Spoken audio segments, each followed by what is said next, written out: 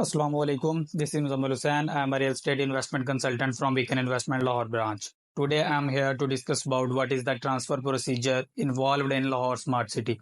Lahore smart city में जब भी कोई चीज़ आप सेल करते हैं या परचेज करते हैं तो मेजर जो सबसे बेसिक सवाल जो होता है क्वेश्चन होता है वो क्लाइंट का सिर्फ सबसे पहले यही आता है कि what is the transfer procedure. Seller पूछता है कि सेलर ने अपनी जो स्टेटमेंट है वो कब देनी है, कब लीगली उसके नाम से प्रॉपर्टी जो है वो रिमूव होगी और लीगली कब बायर के नाम पे बायर की स्टेटमेंट होगी, बायर के नाम से कब प्रॉपर्टी लीगली रजिस्टर्ड होगी। तो इसमें मैं आपको आज हम इसके बारे में डिस्कस करेंगे। तो सबसे पहले एक कंसेप्ट आता है सेलर फ्री डॉक्यूमेंट का। इसमें ये होता है कि जो सेलर है, सेलर की स्टेटमेंट हो चुकी होती है, सेलर के नाम पे वो लीगली प्रॉपर्टी जो होती है वो सेलर के नाम पे नहीं होती।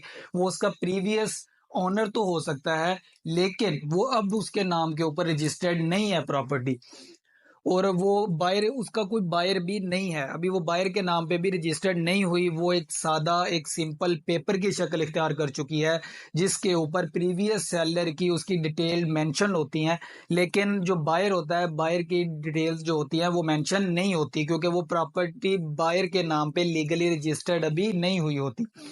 तो हम इस कंसेप्ट को कहते हैं सेलर फ्री और इस डॉक्यूमेंट को कहते हैं सेलर फ्री डॉक्यूमेंट।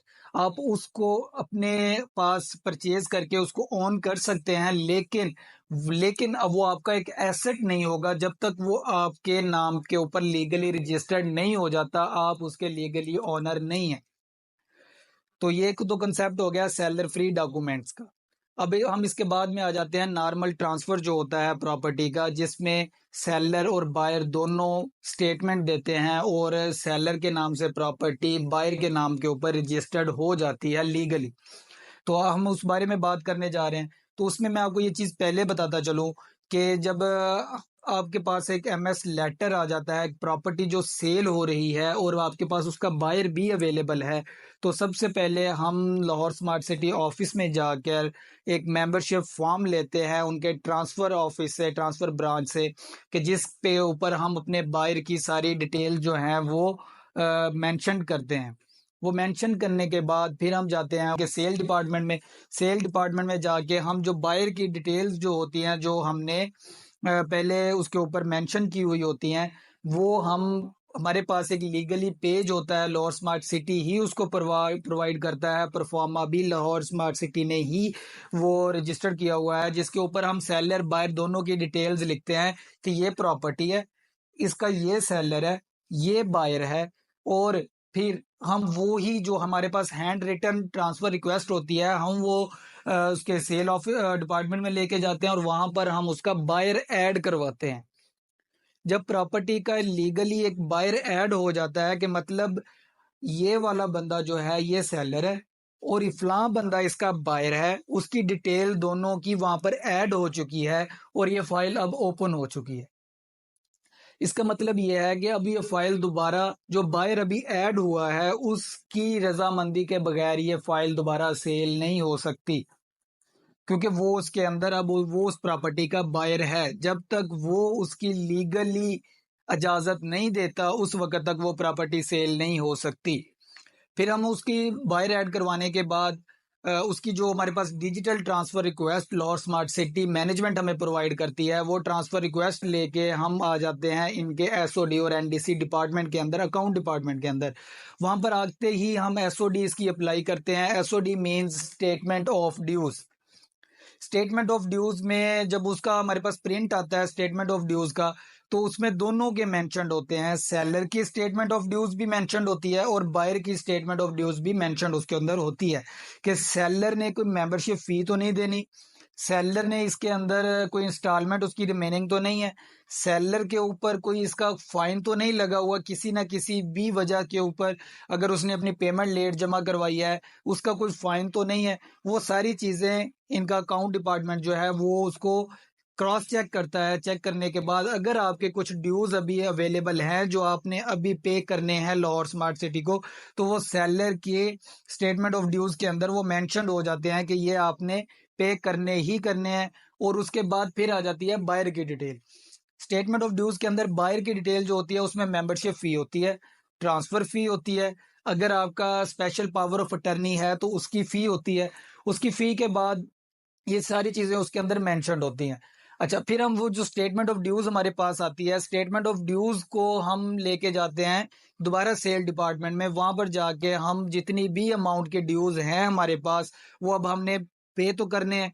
अगर हम जब तक वो पे नहीं करते, हम उसको एनडीसी के लिए अप्लाई नहीं कर सकते। एनडीसी के लिए अप्लाई नहीं होता तो ट्रांसफर भी नहीं होगा। अब इसमें ये चीज है कि जैसे ही हम उसको दोबारा उसकी स्टेटमेंट ऑफ ड्यूज देते हैं, स्टेटमेंट ऑफ ड्यूज पे करने के बाद हम सेकंड फ्लोर के ऊपर ही इनका अस्करी बैंक है, अस्करी बैंक की ब्रांच के अंदर हम उसकी जब स्टेटमेंट ऑफ ड्यूज पे कर देते हैं, पे करने के बाद हम वापसी आते हैं, उसकी रिसिप्ट जनरेट करवाते हैं। रिसिप्ट जनरेट करवाने के बाद फिर हम दोबारा आते हैं अकाउंट डिपार्टमेंट में। अकाउंट डिपार्टमेंट में अब हम उसकी एनडीसी के लिए अप्लाई करते हैं। एनडीसी मतलब नो डिमांड सर्टिफिकेट, कि अब हमें सोसाइटी से नो डिमांड सर्टिफिकेट चाहिए उसका, कि ना तो इस प्रॉपर्टी के ऊपर ना कोई सेलर के ड्यूज अभी बाकी है रिमेनिंग है, ना बायर के कोई ड्यूज रिमेनिंग है। दोनों अपने ड्यूज जो है वो पे कर चुके हैं, और प्रॉपर्टी जो है, जो आपकी फाइल है या रेजिडेंशियल प्रॉपर्टी है या फिर कमर्शियल प्रॉपर्टी है, वो अब हर किस्म के ड्यू से वो फ्री है। अब उसमें ये चीज होती है कि हमारे पास जो एनडीसी होता है, एनडीसी के नो डिमांड सर्टिफिकेट हमें रिसीव होने का जो टाइम होता है, जब हम सबमिट करवाते हैं उसके 24 आवर्स के बाद हमें उसका एनडीसी वापसी रिसीव हो जाता है। जैसे ही हमें उसका एनडीसी रिसीव होता है, हम उस फाइल को वहां से लेकर उसको असेंबल करते हैं। उसके अंदर जो उसके बाकी लीगल एफिडेविट्स होते हैं वो हम उसके अंदर अटैच करते हैं। अब इसमें मैं आपको ये चीज बताता चलूं कि लीगल एफिडेविट के अंदर क्या क्या चीज होती है। लीगल एफिडेविट के अंदर ये होता है कि सबसे पहले एफिडेविट बाय सेलर होता है, कि जो सेलर प्रॉपर्टी सेल कर रहा है उसका एफिडेविट लगेगा। फिर उसके बाद आएगी सेल डीड, के सेलर और बायर दोनों की डिटेल वहां पर मेंशन्ड होंगी कि कौन प्लॉट सेल कर रहा है, प्रॉपर्टी सेल कर रहा है, और कौन उसको बाय कर रहा है और कितने में बाय कर रहा है। वो सारी चीजें उसके ऊपर मेंशन होती हैं। फिर हम आ जाते हैं तीसरा जो एफिडेविट होता है, एफिडेविट बाय परचेजर, कि परचेजर का एफिडेविट होता है जिसके ऊपर परचेजर की सारी डिटेल जो होती है वो मेंशन की जाती है। फिर उसके बाद आ जाते हैं लॉर्ड स्मार्ट सिटी में 500 रुपीज के ब्लैंक एफिडेविट लगते हैं, जिसमें 300 का एक एफिडेविट होता है और 200 का एक एफिडेविट होता है।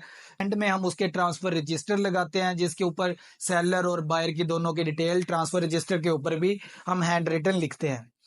उसके बाद ये प्रोसेस होता है कि जैसे ही हम फाइल को असेंबल करते हैं, फाइल को असेंबल करने के बाद हम उसे लाहौर स्मार्ट सिटी मैनेजमेंट के पास सबमिट करवा देते हैं। अब इसमें ये चीज़ होती है कि अगर तो आपका सेलर जो है वो आउट ऑफ स्टेशन है, यानी उस जगह पर अवेलेबल है जिस जगह पर लाहौर स्मार्ट सिटी का या हबीब रफीक लिमिटेड का सब ऑफिस अवेलेबल है, तो हम उसको डिस्पैच करवाते हैं उस ऑफिस में। अगर वो उस जगह पर नहीं अवेलेबल, तो देन उसको लाहौर के लिए ट्रैवल करना पड़ता है, कि वो इनके हेड ऑफिस में आ जाए, या इस्लामाबाद हेड ऑफिस में आ जाए, या F11 में, या लाहौर लाहौर स्मार्ट सिटी के हेड ऑफिस में आ जाए। तो वहां पर आकर वो अपनी स्टेटमेंट दे सकता है और जो लीगली उस फाइल को या उस प्रॉपर्टी को वो बाय कर सकता है।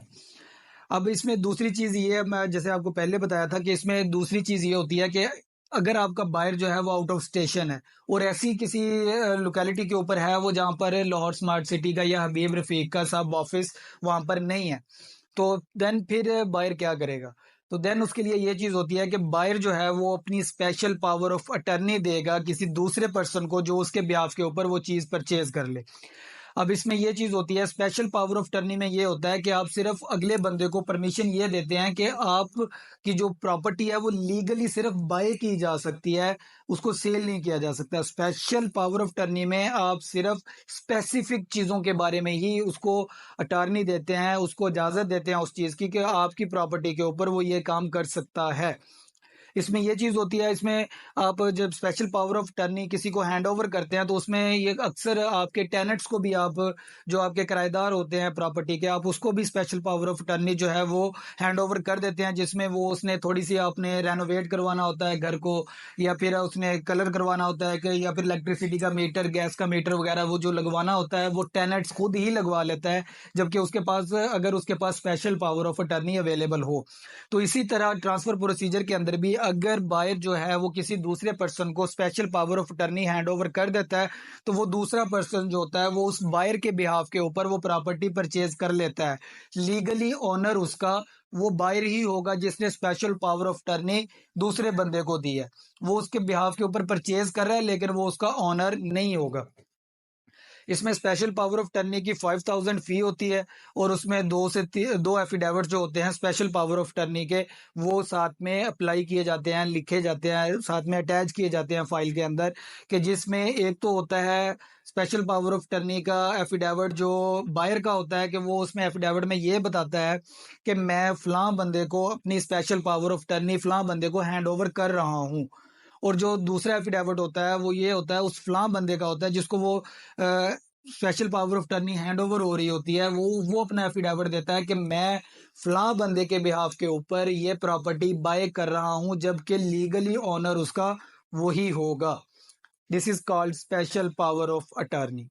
अब इसके बाद हम आ जाते हैं कि अगर आप बायर हैं और आप प्रॉपर्टी को सेल करना चाह रहे हैं, लेकिन आप अभी अवेलेबल नहीं है पाकिस्तान के अंदर, तो आपने उस प्रॉपर्टी को कैसे सेल करते हैं? उस प्रॉपर्टी को सेल करने का प्रोसीजर ये है कि आप उसकी जनरल पावर ऑफ टर्नी अप्लाई करते हैं।